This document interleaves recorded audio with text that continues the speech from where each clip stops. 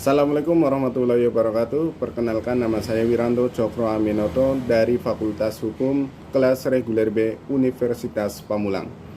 Di sini saya akan mempresentasikan hasil PowerPoint saya yang bertema Sejarah Hukum Islam. Islam masuk ke Indonesia pada abad ke-7 Masehi yang dibawa oleh pedagang-pedagang Arab, era di mana hukum Islam pertama kalinya masuk ke wilayah Indonesia. Hukum Islam yang berkembang di Indonesia bercorak Syafi'iyah. Ini ditunjukkan dengan bukti sejarah seorang ahli agama Sultan Malikul Zair dari Samudra Pasai. Dari era perkembangan hukum Islam di Indonesia melalui dari beberapa masa, yaitu dari masa penjajahan hingga masa reformasi. Dari masa penjajahan kita dahului dengan masa penjajahan Hindia Belanda. Terkait mengenai keberlakuan hukum Islam di Indonesia pada masa pemerintahan Hindia Belanda, ini muncul berbagai teori yang mana satu dengan yang lain itu bertolak belakang. Ada 3 teori, yaitu reception incomplete, resepsi, dan teori reseptif balik atau dikenal dengan reseptif contrario. Pada teori reception incomplete menyatakan bahwa syariat Islam secara keseluruhan berlaku bagi pemeluk-pemeluknya. Maka pemerintah Hindia Belanda pada tahun 1882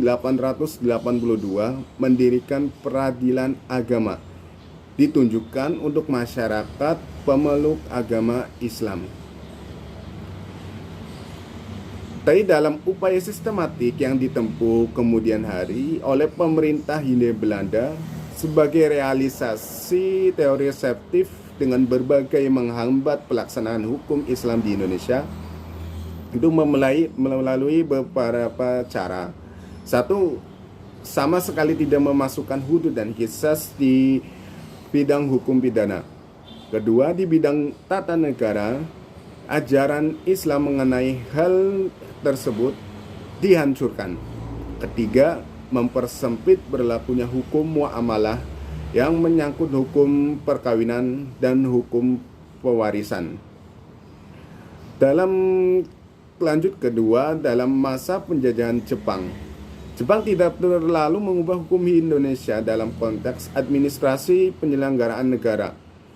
Kebijakan dan pelaksanaan hukum Islam di Indonesia, perubahan yang sangat terasa pengaruhnya justru dalam berkenaan dengan peradilan, yang dimana Jepang membuat kebijakan untuk melahirkan peradilan sekuler.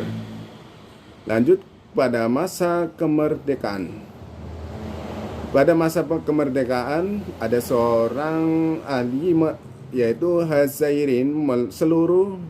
Menurut Hazzairin, seluruh peraturan pemerintahan Belanda yang berdasar teori reseptif tidak berlaku lagi karena bertentangan dengan Undang-Undang Dasar 1945, Al-Quran, dan Sunnah Rasul. Pokok-pokok yang di dalam pendapat Hazzairin tersebut sebagai berikut. 1. Teori reseptif telah patah sejak tahun 1945 dengan merdekanya bangsa Indonesia dan berlakunya Undang-Undang Dasar 1945. Kedua, sesuai dengan Undang-Undang Dasar 1945 Pasal 29 Ayat 1, negara Indonesia berkewajiban membentuk hukum nasional Indonesia yang bersumber dari hukum agama. Ketiga, hukum agama yang berlaku bukan hanya hukum agama Indonesia saja, tetapi hukum agama lain. Keempat, kelahiran Undang-Undang Nomor 1 Tahun 1974 tentang perkawinan.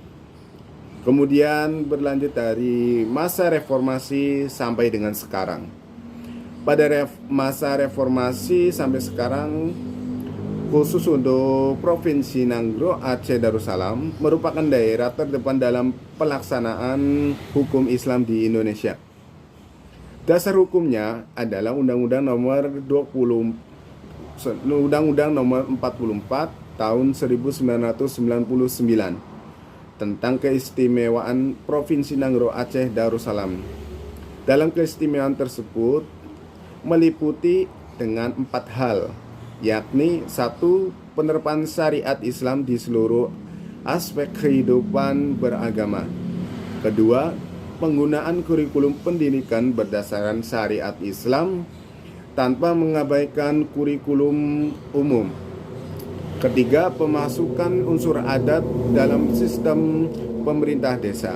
Dan yang terakhir, keempat, pengakuan peran ulama dalam penerapan kebijakan daerah.